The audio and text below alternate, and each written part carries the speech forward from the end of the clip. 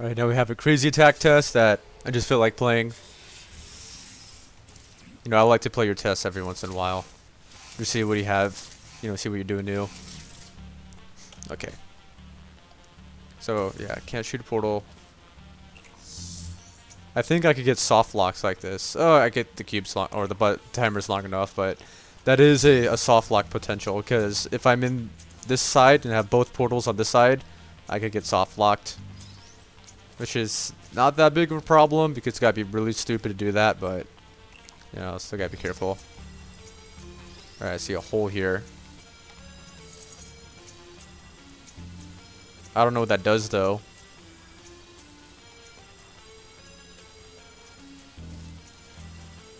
Okay, now my gel starts. Do I have orange gel?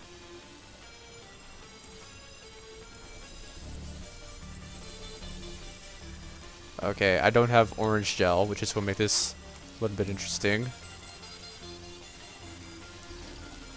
Okay, I do have... There are floor panels there. Don't really know if I'm doing this intended or not. I doubt I am. But I don't know, we'll see. Okay. Is this my exit?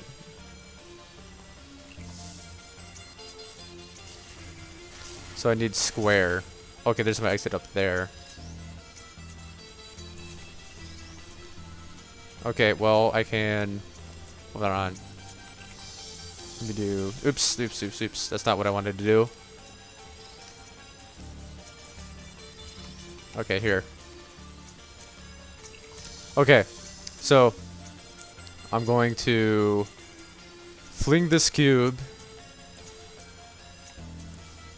Oh, shoot. Wrong portal. Oh, I also need to go up there, do I? 2, 3. Okay, well... It might just be... I could just go up here with the cube.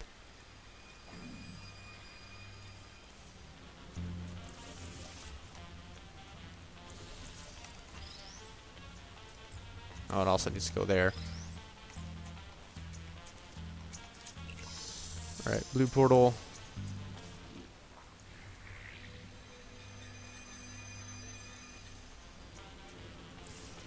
Dang, that's tricky to do. It's not intended. You know what? What am I doing it? Why am I doing it like this? There's a much easier way of doing it. Which is just like this. There. And, oh god. Alright, glitchy funnel. Sorry, hold on. And now I'm in... God dang it. First person.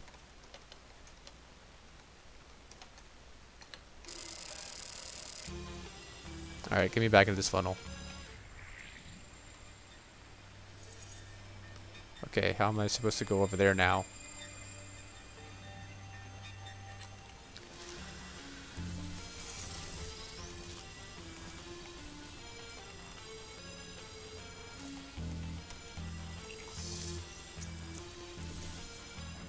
Okay, you know what? There is a better way of doing this than what I was doing before. Which is... Come on. Just doing this. There. Alright, so yeah. Oh, you know, I'm glad I played this test, because I could give you some feedback on it. So, let me... God, this music is a little loud. It's a little intense. Turn it down. So, let me look at your description.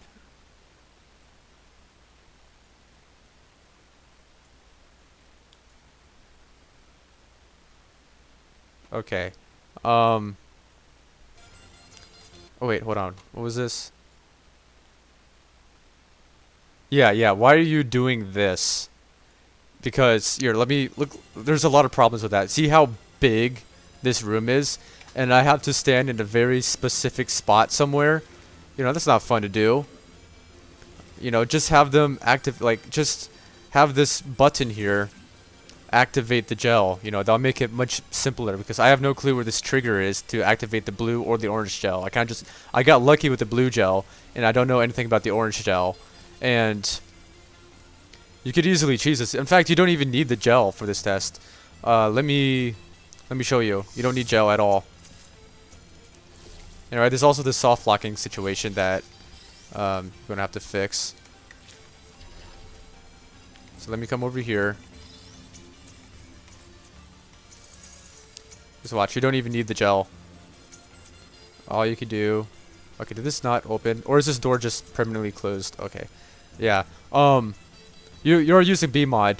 I would say instead of using this square button, use the trigger button. It would be much easier to do because, right, there's a chance that the cube will fall off the button like this, and then you have to redo the entire test to get to this point again. If you just use the trigger button, this entire area would be a button, basically. So I would recommend you trying to do that. And so you have the sign here, square. You can't see that from here, right? There's no way to see that sign. So what you could do, again, you're using BMod. You could get a sign from the game. I think it's number 7. You get a sign, set it to 7, have it point here, and have another sign over here that, another sign that's set to 7 pointing at this exit. And that'll just be the exit sign, and it'll help clarify that. Yeah. And let me show you. You don't need gel at all on this test. Oops. It's a little bit of a tricky shot, but it should be possible. Okay, I died. I should move that blue portal or that ceiling portal back a little bit. But you see what I'm trying to do. So you don't really need gel. And if these two rooms, and these rooms are not supposed to be connected, right? Because I cheesed it by bringing the cube in this room into this room because I never use this cube. So what you could do is just add a fizzler here, just blocking that. And I don't think you need this piston either because there's no reason to go back into this room because nothing in this room is supposed to affect this room. What else? Yeah, your lighting's fine. That's good. Your lighting's usually fine. Yeah, so the big thing about this test is that, again, you have a tendency to make your test really big. I don't really care about vertical height. You can make your test as tall as you want, but for this horizontal, this plane here is just really big, right? Because to walk here and to go to this button to set this cube, and then you have to walk all the way over here. That just takes way too long. That's not really fun to do. Just to walk around the test, because the majority of this test is just walking around. And so if you could shrink this up, it'd be great. And you don't need this entire area to make this jump. What is this? 1, 2, 3, 4, 5. You could end it here. Or like the portable surfaces could end here. And this is your jump. Just like that. So everything else, 1, 2, 3, 4, 5, I don't know, there's like 5 or 6 units here that you could get rid of just to shrink this test down. And, right, there's a lot of dead area back here. You don't really need all of this area here. You can shrink it down. Yeah, big unintended thing here. And then as for this room, again, big. In a... what's it called? A aesthetic note you could try to do is like flip this button around, have the button face what is deactivating or activating. So if you press a button, you have to turn around, right? It's just a small aesthetic thing. So you could do that. There's a button. I can't remember what it's called, but there's a switch that if you right click on the button, there would be a switch that you could choose and it flips the button around. I do that all the time with my buttons. Yeah, I don't know, it's fine. And as for the theming of the test, right, oh, now I have the orange gel activated. It starts off with an orange gel test, and then it's a funnel test, so they're not very similar, I'd recommend trying to use like the gel in both rooms, a funnel in both rooms, or the gel and funnel in both rooms. And one thing that, I guess back to this room, one thing that people do a lot when making gel tests is that they have the gel available right away. And I'm pretty sure your test is just like that. Have the gels available right away. And it's not really a puzzle. You can make a much more interesting puzzle if, for instance, this cube Like you could do the same steps over here, but this will activate one or both of these gels. So just so they're not activated right away, just so there's an extra step in there, and then while you have the gel and you're using it, you can then take the cube and I don't know, launch with it somewhere and have it go somewhere else, which will open up the exit door. Just to add some more variety in there. Yeah.